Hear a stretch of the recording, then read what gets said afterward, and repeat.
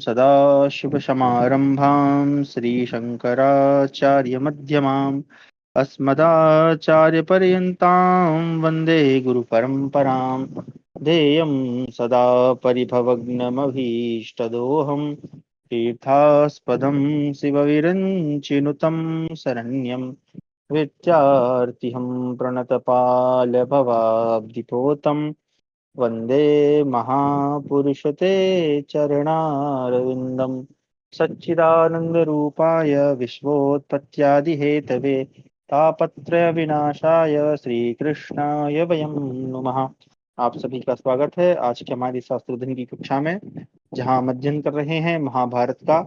इसके पूर्व की जो कक्षा थी उसमें हमने अध्ययन किया कि जो दुर्योधन है वो राजा युधिष्ठिर के राजसूय यज्ञ के बाद ईर्षा के कारण बड़ा दुखी होता है और उनकी जो राजलक्ष्मी है, या हम कहें उनके पास जो धन संपत्ति आई है, उसको लेकर वो जो है बड़ा अप्रसन्न हो जाता है। उसकी इस दशा को शकुनी जो है राजा धृतराष्ट्र को बताता है और धृतराष्ट्र उसको समझाने का प्रयास करते हैं और उससे कारण पूछते हैं तो वो बताता है कि क्यों वो जो दुखी है, और बड़े विस्तार से बताता है कि राजा युधिष्ठिर के यज्ञ में सभी जो अन्य देशों के राजा हैं वो उसके समक्ष जो हैं वो झुके रहते हैं, उससे दबकर रहते हैं और कोई प्रयास भी नहीं करता। यहाँ तक कि शिशुपाल का वध भी कर दिया गया, तब भी किसी ने कुछ नहीं बोला। और उनके पास कहाँ कहाँ से कौन सी कैसी संपत्ति उनके पास आई है। तो इस बात को लेकर जो धृतराष्ट्र हैं वो फिर शकुनी जो है वो अपना एक विचार, जो कि द्यूत यानी जुआ खेलने का, राजा धृतराष्ट्र के मन में रखता है, डालता है कि मैं उनकी जो राजलक्ष्मी है उसको उनसे, पांडवों से कपट के माध्यम से ले सकता हूं। तो इसके लिए आप जो है द्यूत क्रीड़ा करने का आदेश दीजिए। तो एक प्रकार कहीं ना कहीं धृतराष्ट्र भी संभवतः ये चाहते होंगे, तो एक दुर्योधन के लिए एक जुए के लिए सभा भवन का निर्माण करने का आदेश अपने सेवकों को देते हैं। साथ ही विदुर जी को भी वहां पर भेजते हैं कि जाओ तुम जाके युधिष्ठिर को बुला लाओ, परंतु उसे बताना मत कि हम किस लिए तुम्हें बुला रहे हैं। उसके बाद वो पुनः जो है फिर क्या नाम उसका, युधिष्ठिर बोलो क्षमा करें, दुर्योधन से पूछते हैं कि आखिर क्या कारण है। तो फिर वो जो है विस्तार पूर्वक सारी बातें बताता है कि कौन से देश का राजा क्या लेकर आया इत्यादि। तो आज हम वही उसके आगे पढ़ेंगे, लेकिन उसके पहले यहाँ पर मैसेज है लूसीफर जी का। प्रणाम गुरु जी, विदुर जी की पत्नी का नाम सुलभा था, शायद वो भी एक दास पुत्री थी अगर मैं गलत नहीं। हाँ देखिए, ये अभी अपन ने देखा कि वहां पर नाम नहीं लिखा है, बस ये लिखा है कि वो दास पुत्री थी। अब नाम हो सकता है कि अन्य पुराण इत्यादि में हो, परंतु यहाँ नहीं है। चलिए तो हम कक्षा आरंभ करते हैं।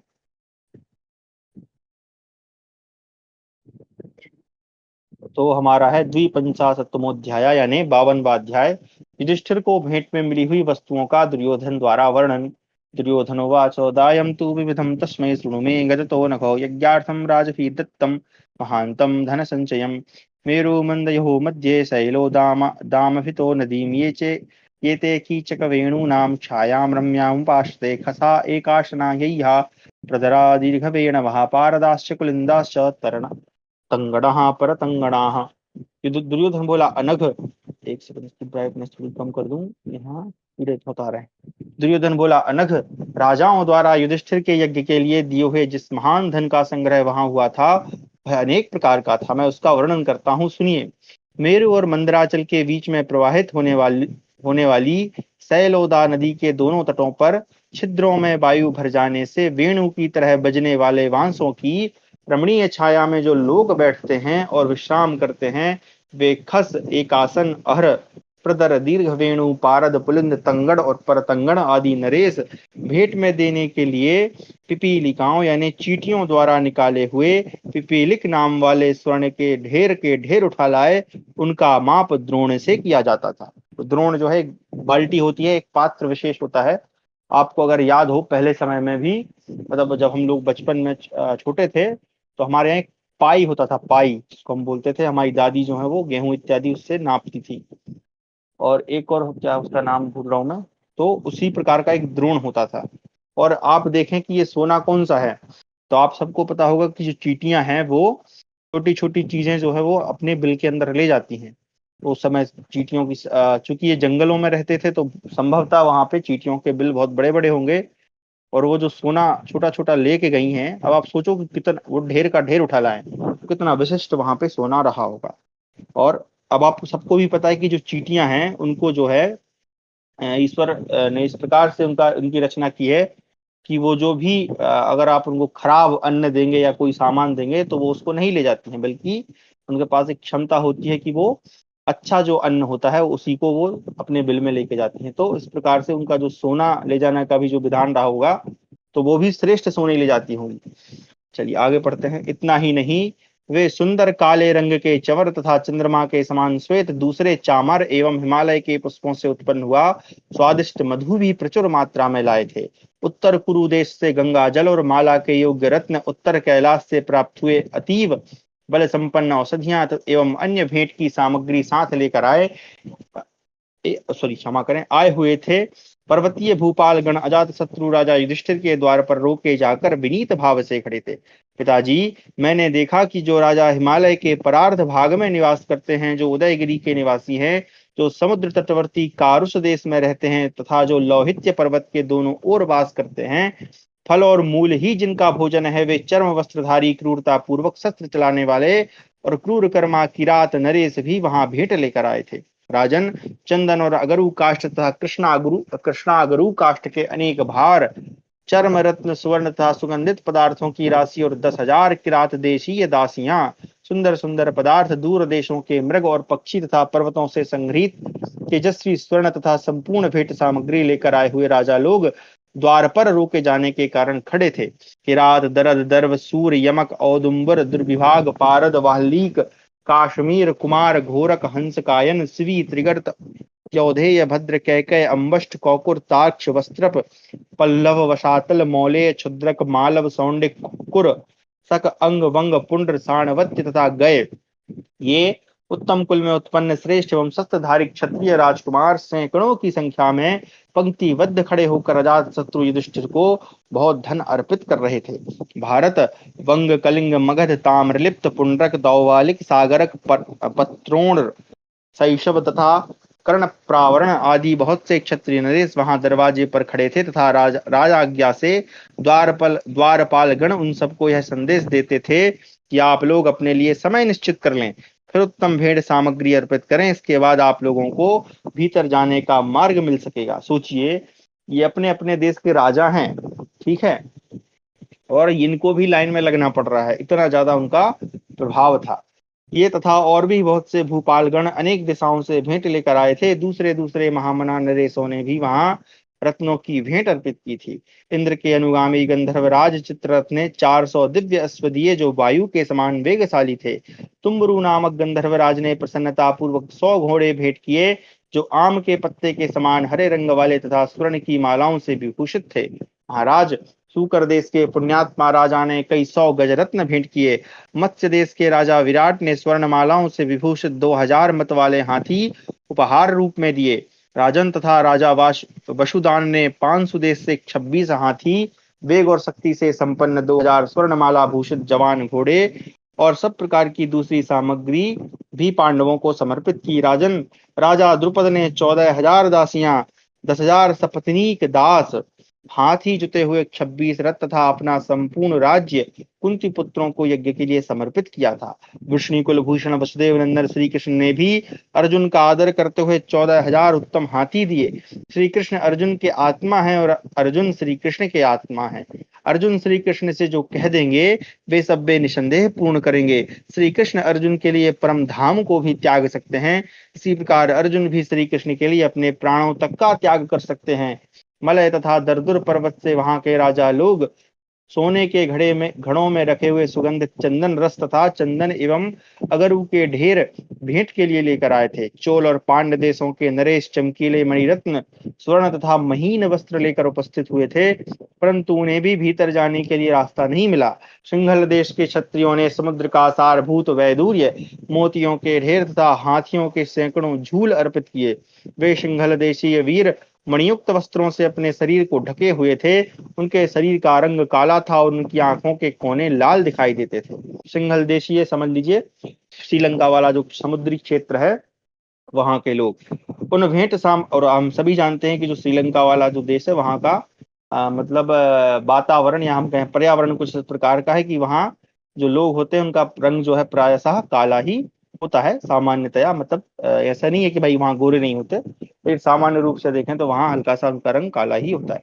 उन भेंट सामग्रियों को लेकर वे सब लोग दरवाजे पर रोके हुए खड़े थे। ब्राह्मण विजित क्षत्रिय वैश्य तथा सेवा की इच्छा वाले शूद्र प्रसन्नता पूर्वक वहां उपहार अर्पित करते थे। सभी म्लेच्छ तथा आदि मध्य और अंत में उत्पन्न सभी वर्ण के लोग विशेष प्रेम और आदर के साथ युधिष्ठिर के पास भेंट लेकर आए थे। अनेक देशों में उत्पन्न और विभिन्न जाति के लोगों के आगमन से युधिष्ठिर के यज्ञ मंडप में मानो यह संपूर्ण लोक ही एकत्र हुआ जान पड़ता था। मेरे शत्रुओं के घर में राजाओं द्वारा लाए हुए बहुत से छोटे बड़े उपहारों को देखकर दुख से मुझे मरने की इच्छा होती थी। राजन, पांडवों के वहां जिन लोगों का भरण पोषण होता है उनकी संख्या मैं आपको बता रहा हूँ। राजा युधिष्ठिर इन सब के लिए कच्चे पक्के भोजन की व्यवस्था करते हैं। युधिष्ठिर यहाँ 3 पद्म, 10,000 हाथी सवार और घुड़सवार, 1 अर्बुद यानी 10 करोड़ रथारोही तथा असंख्य पैदल सैनिक हैं। पैदल सैनिक कितने हैं कि संख्या की गिनती नहीं है। युधिष्ठिर के यज्ञ में कहीं कच्चा अन्न तौला जा रहा था, कहीं पक रहा था, कहीं परोसा जाता था और कहीं ब्राह्मणों के पुण्याह वाचन की ध्वनि सुनाई पड़ती थी। मैंने युधिष्ठिर के यज्ञ मंडप में सभी वर्ण के लोगों में से किसी को ऐसा नहीं देखा जो खा पी कर आभूषणों से विभूषित और सत्कृत ना हुआ हो। यहाँ पे ना, एक मिनट, ना भुक्तवंतम ना पीतम ना अलंकृतम असत्कृतम अपश्यम सर्ववर्णान, ठीक है, यहाँ पे सर्ववर्णानाम शब्द आया है, यानी कि सभी वर्ण के लोगों को बराबर जो है वो सत्कार और आभूषण इत्यादि मिलते थे। ऐसा नहीं था कि भैया जो शूद्र है उसको नहीं यज्ञ में घुसने देंगे और उसको वो नहीं करने देंगे।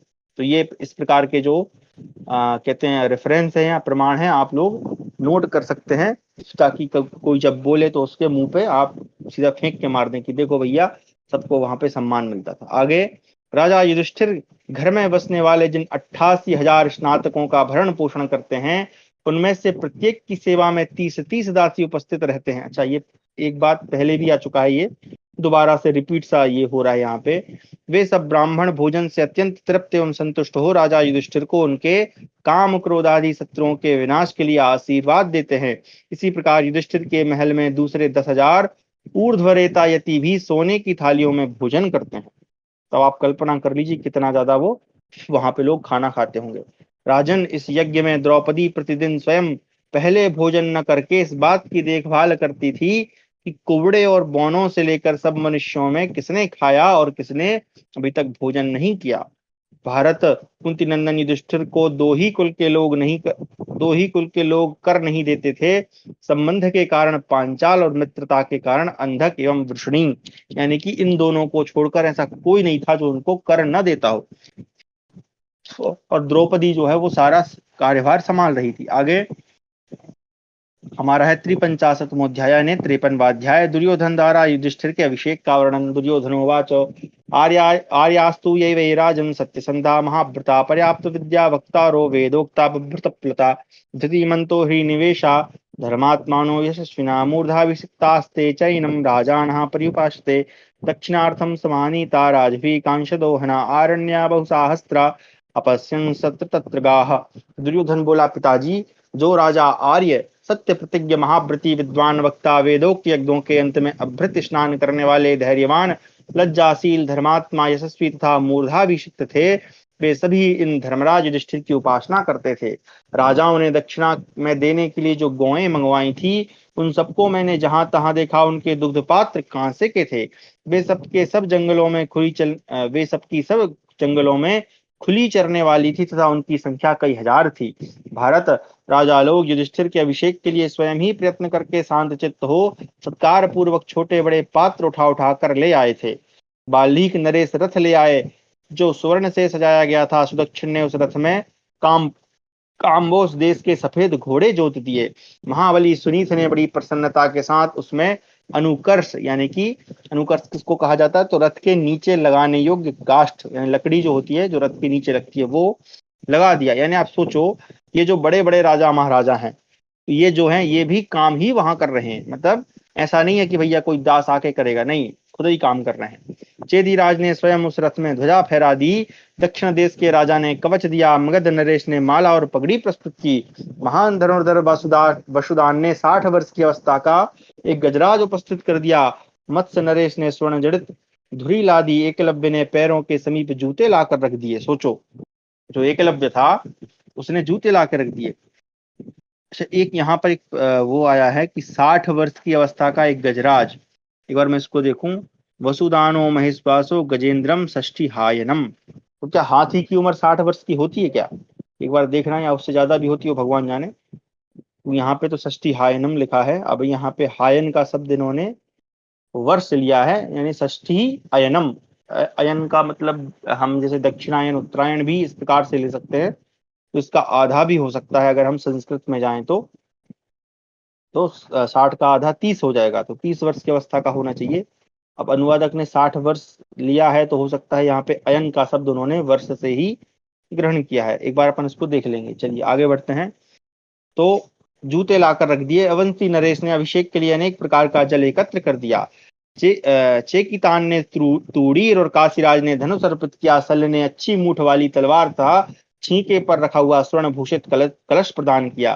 तदनंतर धौम्य तथा महातपस्वी व्यास ने देवर्षि नारद, देवल और असित मुनि को आगे करके युधिष्ठिर का अभिषेक किया। परशुराम जी के साथ वेद के पारंगत दूसरे विद्वान महर्षियों ने बड़ी प्रसन्नता के साथ राजा युधिष्ठिर का अभिषेक किया।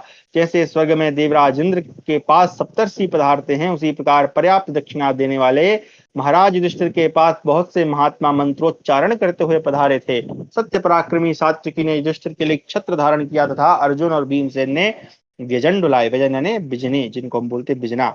तथा नकल और सहदेव ने 2 विशुद्ध चवर हाथ में ले लिए। पूर्व काल में प्रजापति ने इंद्र के लिए जिस शंख को धारण किया था, वही वरुण देवता का शंख समुद्र ने युधिष्ठिर को भेंट किया था। विश्वकर्मा ने 1000 स्वर्ण मुद्राओं से जिस सैक्य पात्र यानी कि छींके पर रखे हुए स्वर्ण कलश का निर्माण किया था, उसमें स्थित समुद्र जल को शंख में लेकर श्री कृष्ण ने युधिष्ठिर का अभिषेक किया। उस समय मुझे वहां मूर्छा आ गई थी। मतलब मैं ऐसा हो गया था कि बेहोश टाइप का हो गया था। पिताजी, लोग जल लाने के लिए पूर्व से पश्चिम समुद्र तक जाते हैं, दक्षिण समुद्र की भी यात्रा करते हैं, परंतु उत्तर समुद्र तक पक्षियों के सिवा कोई नहीं जाता।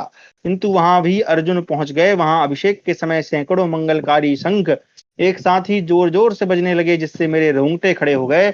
उस समय वहां जो तेजोहीन भूपाल थे, वे भय के मारे मूर्छित होकर गिर पड़े।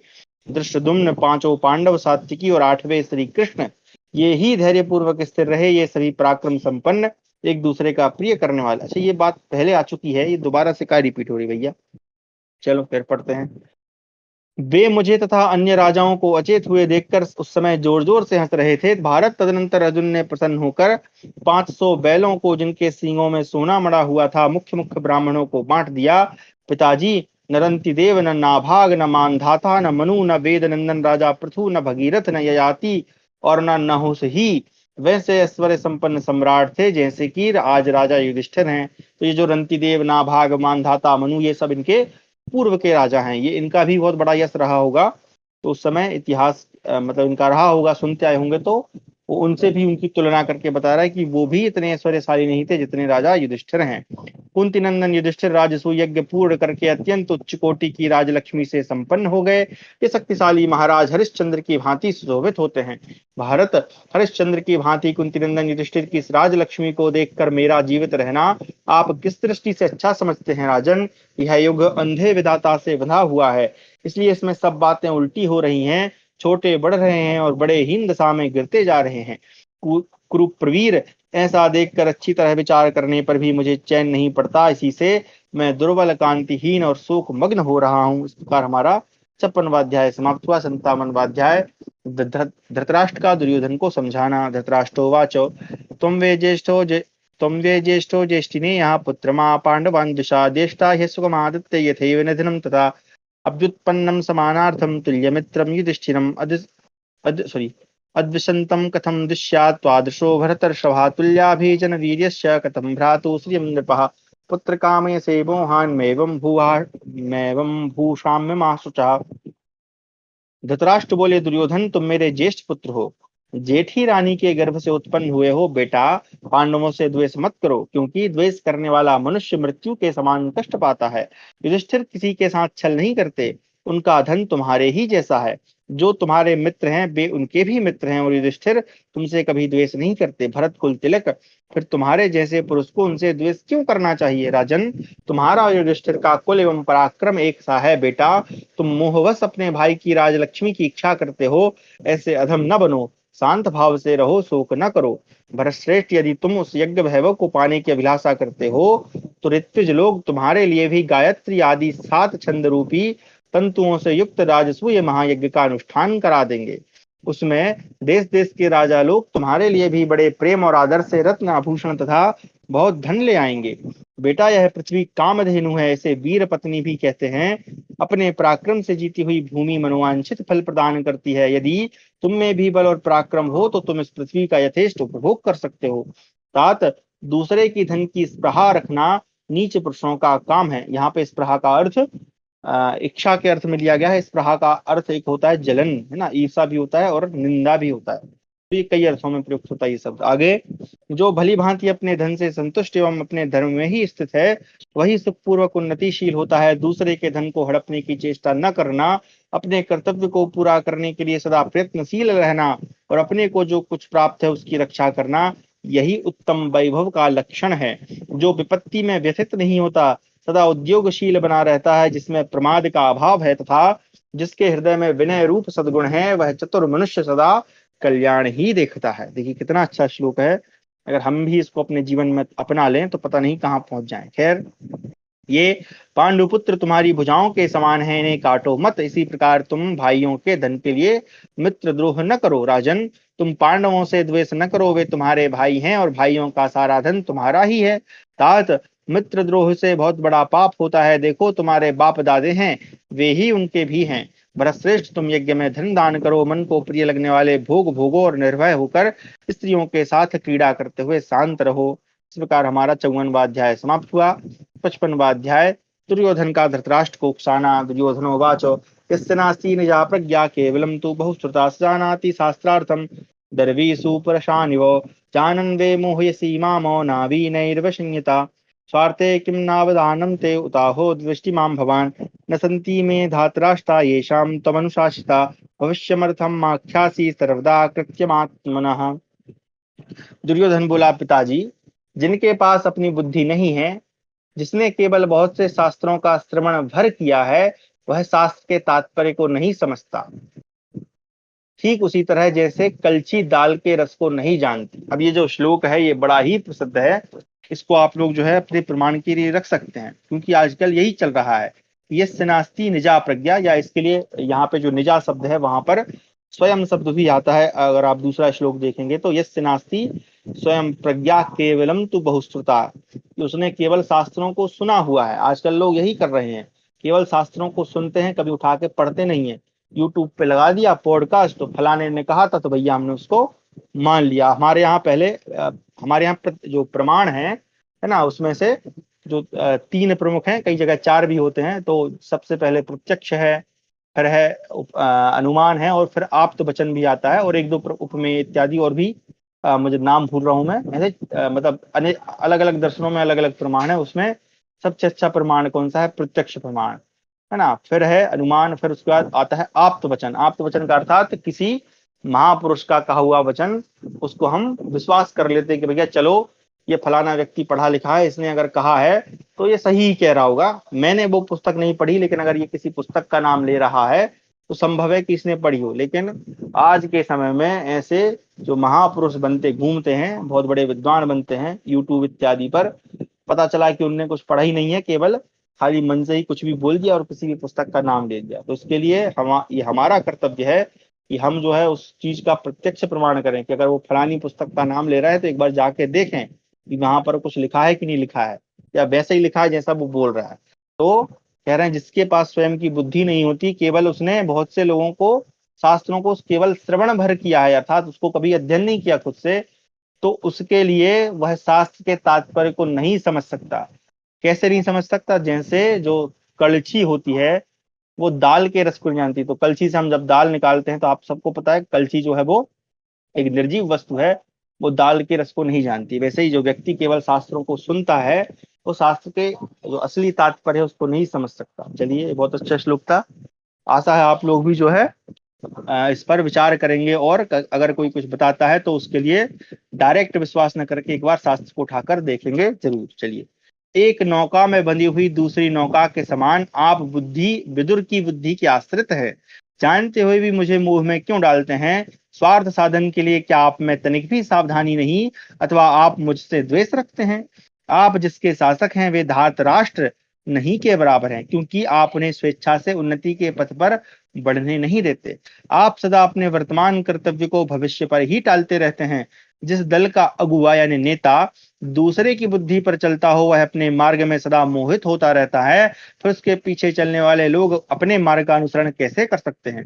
राजन, आपकी बुद्धि परिपक्व है, आप वृद्ध पुरुषों की सेवा करते रहते हैं, आपने अपनी इंद्रियों पर विजय पा ली है, तो भी जब हम लोग अपने कार्यों में तत्पर होते हैं उस समय आप हमें बार बार मोह में ही डाल देते हैं।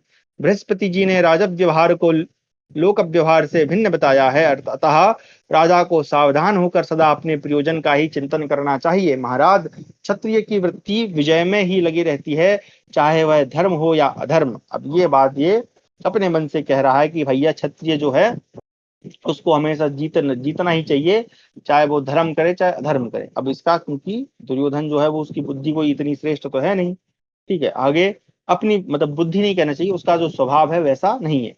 अपनी वृत्ति के विषय में क्या परीक्षा करनी है?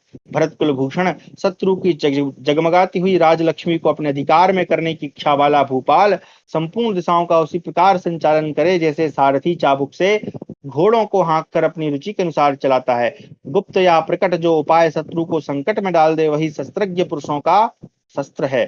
केवल काटने वाला शस्त्र ही शस्त्र नहीं है। राजन, अमुक शत्रु है और अमुक मित्र है, इसका कोई लेखा नहीं है, और न शत्रु मित्र सूचक कोई अक्षर ही है। जो जिसको संताप देता है वही उसका शत्रु कहा जाता है। तो कितनी ज्ञान की बातें बता रहा है ना। लेकिन सिर्फ किसके लिए? कि वो उससे ईर्षा करता है युधिष्ठिर की लक्ष्मी को, उसको पाने के लिए। असंतोष ही लक्ष्मी प्राप्ति का मूल कारण है, अतः मैं असंतोष चाहता हूँ।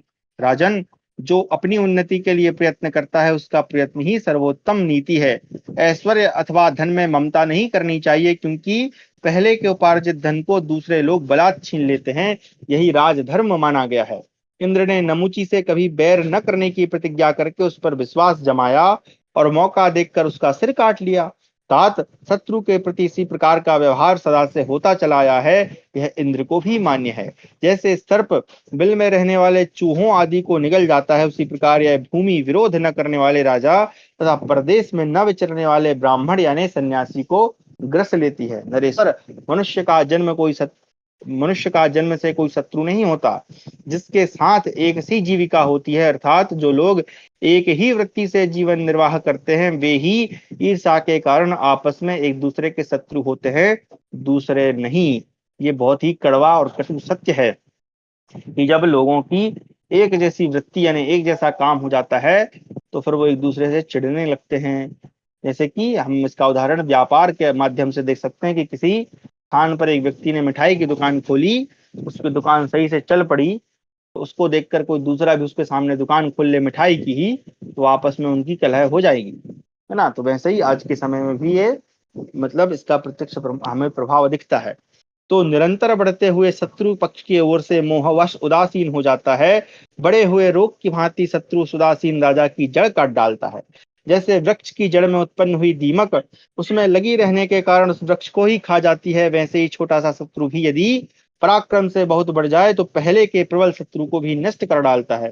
पता, यहाँ पे ये बातें बहुत अच्छी कर रहा है, लेकिन इसका जो सबसे बड़ी समस्या है इस पूरे वृत्तांत की, वो ये है कि ये युधिष्ठिर को शत्रु मान बैठा है, जबकि युधिष्ठिर के मन में ऐसा कोई भाव नहीं होगा। ये मुझे मतलब श्योरिटी है, क्योंकि वो ऐसे नहीं है। यही व्यक्ति खराब है, क्योंकि ये खराब है तो इसको भी युधिष्ठिर भी खराब ही लग रहे हैं। खैर, आगे बढ़ते हैं। भरत कुलभूषण, अजमीढ़ नंदन, आपको शत्रु की लक्ष्मी अच्छी नहीं लगनी चाहिए। हर समय न्याय को सिर पर चढ़ाए रखना भी बुद्धिमानों के लिए भार ही है। जो जन्म काल से शरीर आदि की वृद्धि के समान धन वृद्धि की अभिलाषा करता है वह कुटुंबी जनों में बहुत आगे बढ़ जाता है। पराक्रम करना तत्काल उन्नति का कारण है। जब तक मैं पांडवों की संपत्ति को प्राप्त न कर लूं तब तक मेरे मन में दुविधा ही रहेगी। इसलिए या तो मैं पांडवों की उस संपत्ति को लूंगा अथवा युद्ध में मरकर सो जाऊंगा, तभी मेरी दुविधा मिटेगी। महाराज, आज जो मेरी दशा है इसमें मेरे जीवित रहने से क्या लाभ? पांडव प्रतिदिन उन्नति कर रहे हैं और हम लोगों की वृद्धि यानी उन्नति अस्थिर है, अधिक काल तक टिकने वाली नहीं जान पड़ती। इस प्रकार हमारा 55वां अध्याय समाप्त हुआ। 56वां अध्याय धृतराष्ट्र और दुर्योधन की बातचीत, द्यूत क्रीड़ा के लिए सभा निर्माण और धृतराष्ट्र का युधिष्ठिर को बुलाने के लिए विदुर को आज्ञा देना। अच्छा, ये जो है एक बार यहाँ से थोड़ा सा लग रहा है रिपीटिशन टाइप का हो रहा है, क्योंकि एक बार पहले वो आज्ञा दे चुके हैं। तो हो सकता है इसमें से जो कुछ अध्याय हैं वो प्रक्षिप्त हों। और देखिए, प्रक्षिप्तांश जो होते हैं ना, उनका पता हमें ऐसे ही चलता है ना। कई लोग जो हैं इस पक्ष में हैं कि भैया इन मतलब ग्रंथों में कोई भी मिलावट इत्यादि नहीं हुई है, तो मैं उनका समर्थन नहीं करता।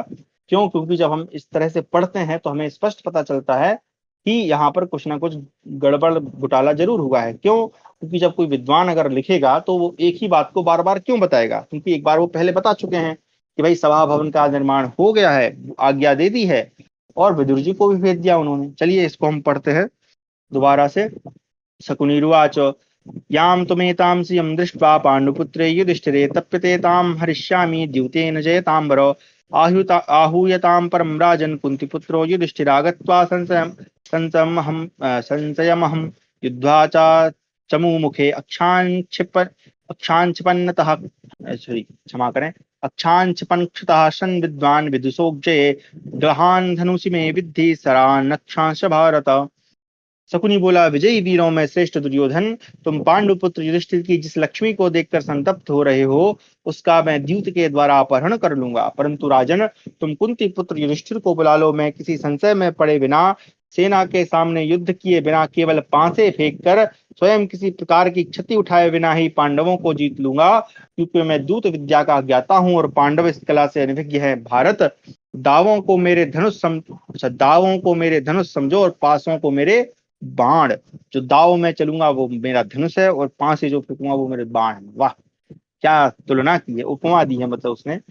पासों का जो हृदय मर्म है उसी को मेरे धनुष की प्रत्यंता समझो, और जहां से पांसे फेंके जाते हैं वह स्थान ही मेरा रथ है। दुर्योधन बोला, राजन, ये मामा जी पांसे फेंकने की कला में निपुण हैं। ये जूत के द्वारा पांडवों से उनकी संपत्ति लेने का उत्साह रखते हैं, इसके लिए इन्हें आज्ञा दीजिए। धृतराष्ट्र बोले, बेटा, मैं अपने भाई महात्मा विदुर की सम्मति के अनुसार चलता हूँ। उनसे मिलकर यह जान सकूंगा कि इस कार्य के विषय में क्या निश्चय करना है। दुर्योधन बोला, पिताजी, विदुर सब प्रकार से संशय रहित हैं। वे आपकी बुद्धि को जुए के निश्चय से हटा देंगे। कुरुनंदन, वे जैसे पांडवों के हित में संलग्न रहते हैं वैसे मेरे हित में नहीं। इसको लगता है कि मेरा हित नहीं करते। मनुष्यों को चाहिए कि वह अपना कार्य दूसरे के बल पर न करे। कुरुराज, किसी भी कार्य में दो पुरुषों की राय पूर्ण रूप से नहीं मिलती, ये भी सत्य है। मूर्ख मनुष्य भय का त्याग और आत्मरक्षा करते हुए भी यदि चुपचाप बैठा रहे, उद्योग न करे, तो वह वर्षा काल में भीगी हुई चटाई के समान नष्ट हो जाता है। रोग अथवा यमराज इस बात की प्रतीक्षा नहीं करते कि इसने से श्रेय प्राप्त कर लिया या नहीं। जब तक अपने में सामर्थ्य हो तभी तक अपने हित का साधन कर लेना चाहिए। धृतराष्ट्र ने कहा, बेटा, मुझे तो बलवानों के साथ विरोध करना किसी भी प्रकार अच्छा नहीं लगता, क्योंकि वैर विरोध बड़ा भारी झगड़ा खड़ा कर देता है, जो कुल के विनाश के लिए बिना लोहे का शस्त्र है। राजकुमार, तुम द्यूत रूपी अनर्थ को ही अर्थ मान रहे हो। यह जुआ कलह को ही गूंथने वाला तथा अत्यंत भयंकर है। यदि किसी प्रकार यह शुरू हो गया तो तीखी तलवारों और बाणों की भी सृष्टि कर देगा। दुर्योधन बोला, पिताजी, पुराने लोगों ने भी द्यूत क्रीड़ा का व्यवहार किया है, उसमें ना तो दोष है और ना ही युद्ध होता है। अतः आप शकुनी मामा की बात मान लीजिए और शीघ्र ही यहाँ द्यूत के लिए सभा मंडप बन जाने की आज्ञा दीजिए। यह जुआ हम खेलने वालों के लिए एक विशिष्ट स्वर्गीय सुख का द्वार है। उसके आसपास बैठने वाले लोगों के लिए भी वह वैसा ही सुखद होता है। इस प्रकार इसमें पांडवों को भी हमारे समान ही सुख प्राप्त होगा। अतः आप पांडवों के साथ द्यूत क्रीड़ा की व्यवस्था कीजिए। धृतराष्ट्र ने कहा, बेटा, तुमने जो बात कही वह मुझे अच्छी नहीं लगती। नरेंद्र, जैसी तुम्हारी रुचि हो वैसा करो। जुए का आरंभ करने पर मेरी बातों को याद करके तुम पीछे पछताओगे, क्योंकि ऐसी बातें जो तुम्हारे मुख से निकली हैं धर्मानुकूल नहीं कही जा सकती। बुद्धि और विद्या का अनुसरण करने वाले विद्वान विदुर ने यह सब परिणाम पहले से ही देख लिया था। क्षत्रियों के लिए विनाशकारी वही यह महान भय मुझ विवश के सामने आ रहा है। वैशंपायन जी कहते हैं जन्मेजय, ऐसा कहकर बुद्धिमान राजा धृतराष्ट्र ने दैव को परम दुस्तर माना और दैव के प्रताप से ही उनके चित्त पर मोह छा गया। वे कर्तव्य अकर्तव्य का निर्णय करने में असमर्थ हो गए। फिर पुत्र की बात मानकर उन्होंने सेवकों को आज्ञा दी कि शीघ्र ही तत्पर होकर तोरण स्फाटिक नामक सभा का तैयार कराओ। उसमें स्वर्ण तथा वैदूर्य से जड़ित जटित 1000 खंभे और 100 दरवाजे हों। उस सुंदर सभा की लंबाई और चौड़ाई 1 कोस की होनी चाहिए। उनकी यह आज्ञा सुनकर तेज काम करने वाले चतुर एवं बुद्धिमान सहस्त्रों शिल्पी निर्भीक होकर काम में लग गए। उन्होंने शीघ्र ही वह सभा तैयार कर दी और उसमें सब तरह की वस्तुएं यथास्थान सजा दी। थोड़े ही समय में तैयार हुई उस असंख्य रत्नों से शोभित एवं रमणीय विचित्र सभा को अद्भुत सोने के आसनों द्वारा सजा दिया गया। तत्पश्चात विश्वस्त सेवकों ने राजा धृतराष्ट्र को सभा भवन के तैयार हो जाने की सूचना दी। तत्पश्चात विद्वान राजा धृतराष्ट्र ने मंत्रियों में प्रधान विदुर को यह आज्ञा दी कि तुम राजकुमार युधिष्ठिर के पास जाकर मेरी आज्ञा से उन्हें शीघ्र यहाँ लेवा लाओ। उनसे कहना, मेरी यह विचित्र सभा अनेक प्रकार के रत्नों से जटित है। इसे बहुमूल्य सैयाओं और आसनों द्वारा सजाया गया है। युधिष्ठिर, तुम अपने भाइयों के साथ यहाँ आकर इसे देखो और इसमें सुहृदों की द्यूत क्रीड़ा प्रारंभ हो। अच्छा, अब यहाँ पे इसने कह दिया है कि भैया द्यूत क्रीड़ा प्रारंभ हो, लेकिन ऊपर हमने जब पढ़ा था तब वहां पे वो मना कर रहा था। एक बार मैं श्लोक पढ़ लेता हूँ। सदृश्यताम भ्रातृभिः सार्धम सॉरी सभेयम में बहुरत्ना विचित्रा सय्यासने रूपपन्ना महारही सदृश्यताम भ्रातृभिः सार्धमेत्यं सुहृद्यूतम। हाँ ठीक है, द्यूत शब्द आया है तो मतलब यहाँ पे उसने बता दिया कि जुए का बोल देना। खैर आगे पढ़ते हैं। सप्तपंचाशत्तमोऽध्याय यानी 57वां विदुर और धृतराष्ट्र की बातचीत। वैशंपायनोवाच मतमाज्ञाय पुत्रस्य धृतराष्ट्रो नराधिपा मत्वा च दुस्तरं देवमेतद्राजश्चकारः अन्यायेन तथोक्तस्तु विदुरो विदुषाम्बरा नाभ्यनन्दद्वचो भरतु वचनं चेदमब्रवीत्। विदुरोवाच नाभिनन्दे नृपते प्रैषमेतम् एवं कृताकुलनाशाद्विभेमि पुत्रैः भिन्नैः कलहस्ते ध्रुवं स्यादेतच्छङ्के द्यूतकृते नरेन्द्र। वैशंपायन जी कहते हैं जन्मेजय, अपने पुत्र दुर्योधन का मत जानकर राजा धृतराष्ट्र ने दैव को दुस्तर माना और यह कार्य किया। विद्वानों में श्रेष्ठ विदुर ने धृतराष्ट्र का वह अन्यायपूर्ण आदेश सुनकर भाई की इस बात का अभिनंदन नहीं किया और इस प्रकार कहा। विदुर बोले, महाराज, मैं आपके इस आदेश का अभिनंदन नहीं करता। आप ऐसा मत कीजिए, इससे मुझे समस्त कुल के विनाश का भय है। नरेंद्र, पुत्रों में भेद होने पर निश्चय ही आपको कलह का सामना करना पड़ेगा। इस जुए के कारण मुझे ऐसी आशंका हो रही है। धृतराष्ट्र ने कहा, विदुर, यदि दैव प्रतिकूल न हो तो मुझे कलह भी कष्ट नहीं दे सकेगा।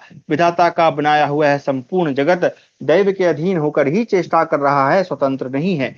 इसलिए विदुर, तुम मेरी आज्ञा से आज राजा युधिष्ठिर के पास जाकर दुर्धर्ष कुंती कुमार युधिष्ठिर को यहाँ शीघ्र बुला लाओ।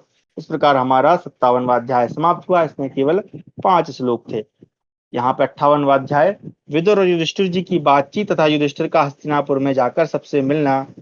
वैशंपायनोवाच ततः प्रायाद क्षमा करें।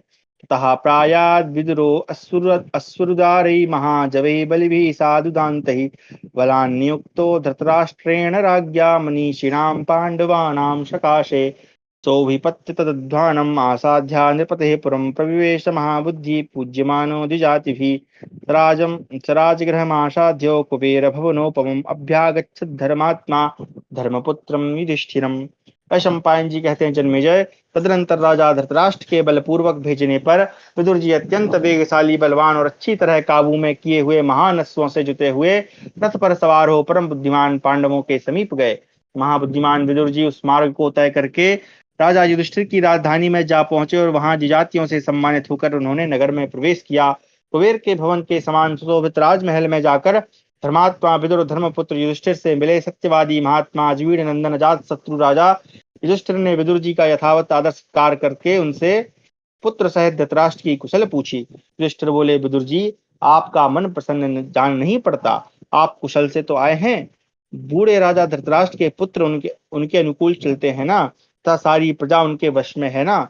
विदुर जी ने कहा, राजन, इंद्र के समान प्रभावशाली महामना राजा धृतराष्ट्र अपने जाति भाइयों तथा पुत्रों सहित सकुशल हैं।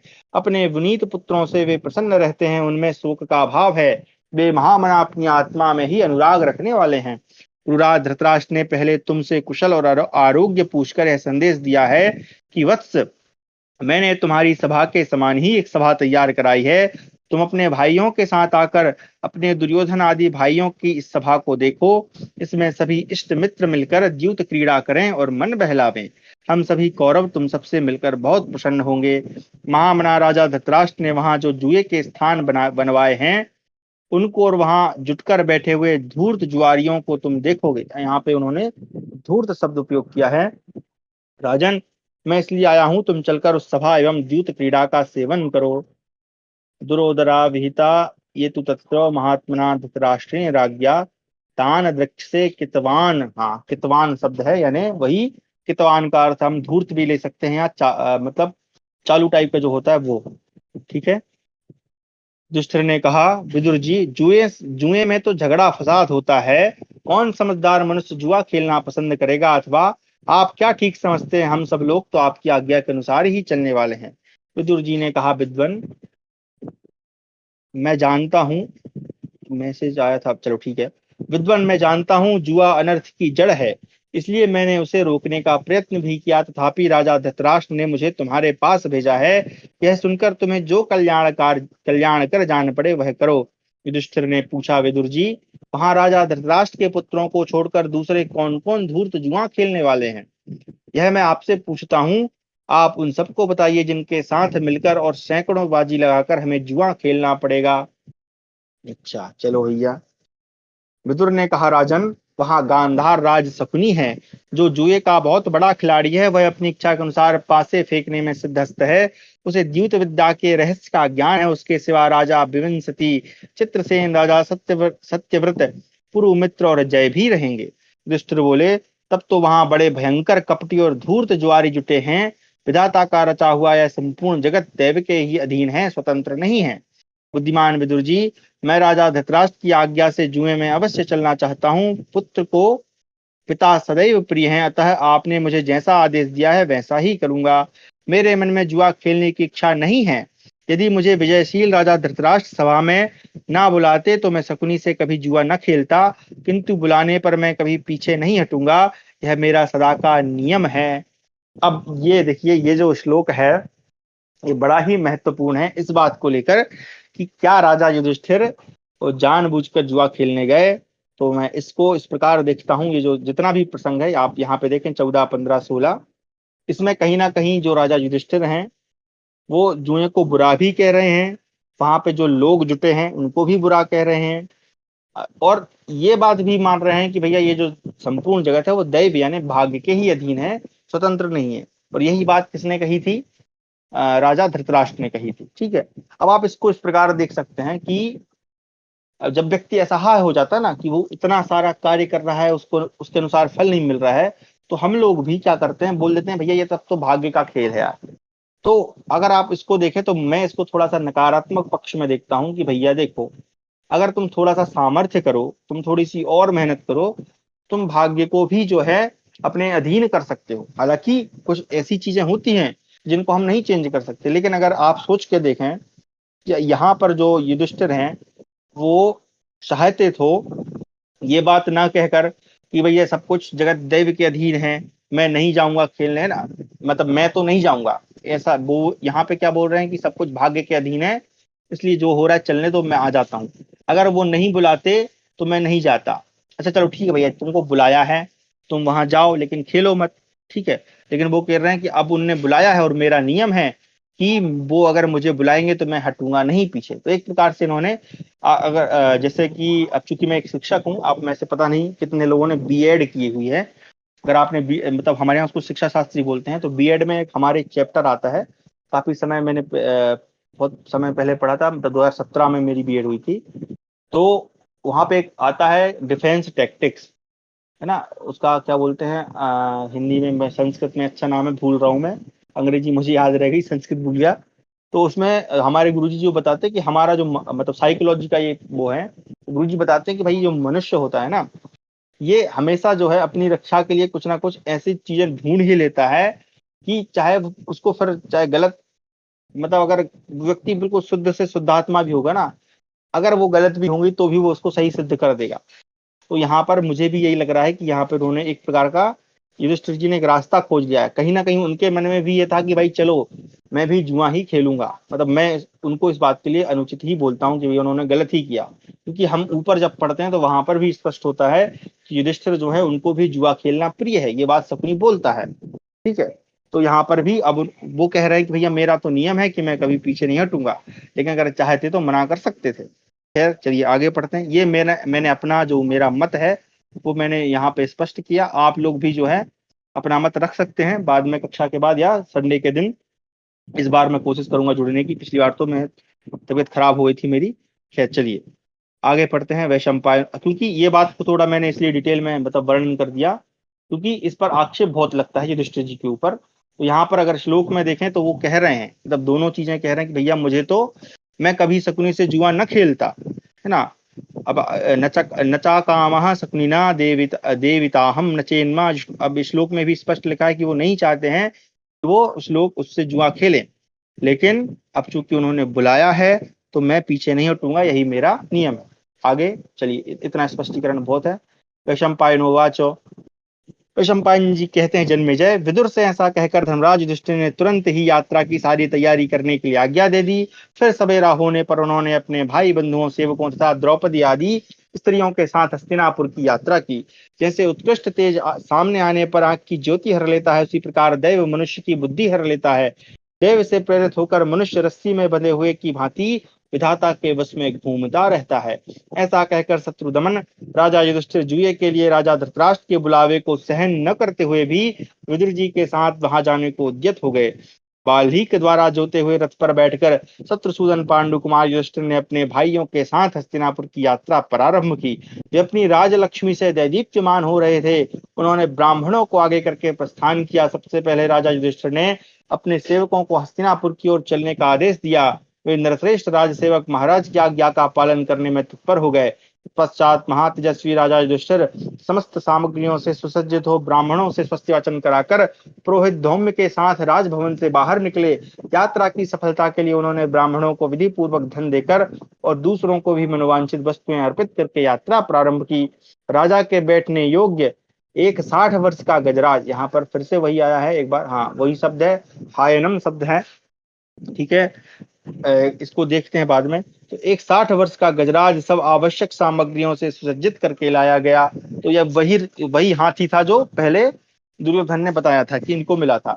वह समस्त शुभ लक्षणों से संपन्न था। उसकी पीठ पर सोने का सुंदर हौदा कसा था। महाराज युधिष्ठिर पूर्वोक्त रथ से उतरकर उस गजराज पर आरूढ़ हो हौदे में बैठ गए। उस समय वे हार किरीट तथा अन्य सभी आभूषणों से विभूषित हो अपनी स्वर्ण गौर कांति तथा उत्कृष्ट राजोचित शोभा से सुशोभित हो रहे थे। उन्हें देखकर ऐसा जान पड़ता था मानो सोने की वेदी पर स्थापित अग्निदेव घी की आहुति से प्रज्वलित हो रहे हों। तदनंतर हर्ष में भरे हुए मनुष्यों तथा वाहनों के साथ राजा युधिष्ठिर वहां से चल पड़े।